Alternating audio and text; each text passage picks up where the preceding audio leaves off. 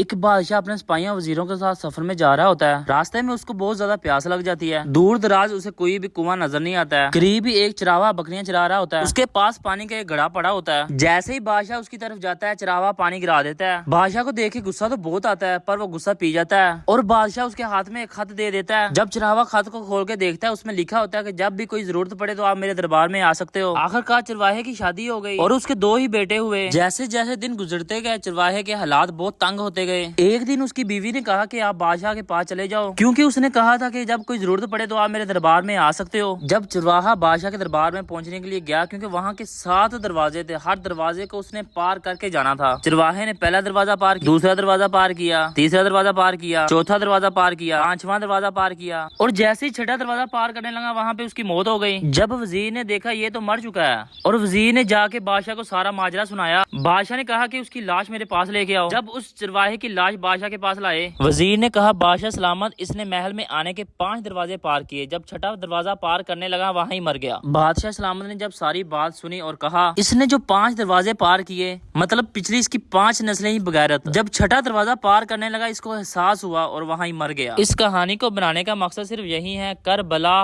ہو بلا۔ اگر تم آج کسی کی مدد کرتے ہو تو کل کوئی ضرورت پڑنے پر انشاءاللہ وہ تمہاری مدد ضرور کرے گا۔